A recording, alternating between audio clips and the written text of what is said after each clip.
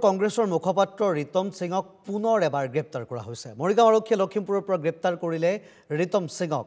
5 এপ্ৰিলত ৰিতম সিঙক মৰিগাঁও আদালতত হাজিৰ কৰোৱাৰ দিন ধাৰ্য কৰিছিল আদালতে। কিন্তু ৰহস্যজনকভাৱে আজি ৰিতম সিঙক গ্ৰেপ্তাৰ কৰিলে পুনৰ আৰক্ষীয়ে।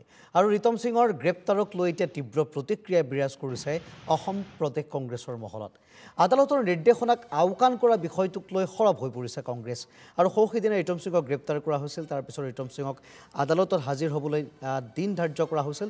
তাৰপিছত দেখিবলৈ পোৱা গৈছে ৰিতম সিঙক পুনৰবাৰ এনেধৰণে গ্ৰেপ্তাৰ কৰা বিষয়টোক লৈ এতিয়া সৰব চৰ্চা হোৱা পৰিলক্ষিত হৈছে। কংগ্ৰেছৰ মুখপাত্ৰ ৰিতম সিং আৰু মানৱ ডেকাৰ পত্নীৰ এক এজাহাৰৰ ভিত্তিত ৰিতম সিঙক পূৰ্বতে আৰক্ষীয়ে তেনেধৰণে তলব কৰিছিল আৰু সামগ্ৰিক বিষয়টো আগবাঢ়িছিল। শেহতীয়া খবৰ, ৰিতম সিঙক পুনৰ গ্ৰেপ্তাৰ কৰা হৈছে আদালতত হাজিৰ হ'বলৈ দিয়া দিন ধাৰ্য কৰাৰ পূৰ্বতেই।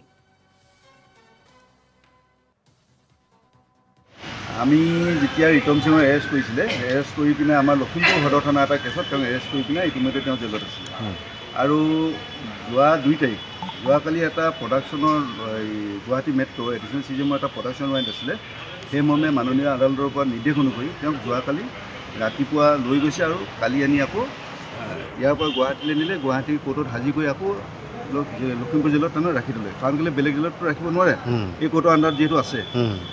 আজি আকৌ কি কৰিছে, মৰিগাঁও আৰক্ষী তথা আমাৰ লখিমপুৰ জেলে এটা পেয়াৰ দিলে যে মৰিগাঁও কোৰ্টতো তেওঁক হাজিৰ কৰাব লাগে। হাজিৰ কৰাব লাগে 5/4/2025 তাৰিখে, মানে অহাকালি হৈ গ'ল আমাৰ 4 তাৰিখ, পৰহিলে 5 তাৰিখ। গুৱাহাটীলৈ এটা মানুহক নিছে, 2 তাৰিখে অৰ্ডাৰ হৈছে, 2 তাৰিখে নিছে আৰু 2 তাৰিখে আনিছে।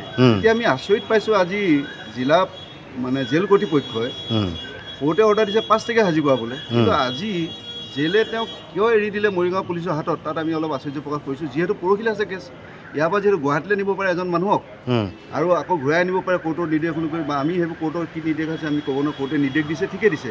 5 তাৰিখে 2 তাৰিখে হাজিৰ কৰাবলৈ 2 তাৰিখে হাজিৰ কৰাইছে। আজি অৰ্ডাৰ দিছে 5 তাৰিখে হাজিৰ কৰাবলৈ, কিন্তু 5 তাৰিখে হাজিৰ কৰাবলৈ থকা কেছৰ তাৰিখত, প্ৰডাকশ্যন কৰিবলগীয়া ডেটত আজি 3 তাৰিখে জেল কৰ্তৃপক্ষই পুলিচৰ হাতত কিয় গতাই দিছে, তাতে আমি অলপ আচৰিত পাইছোঁ।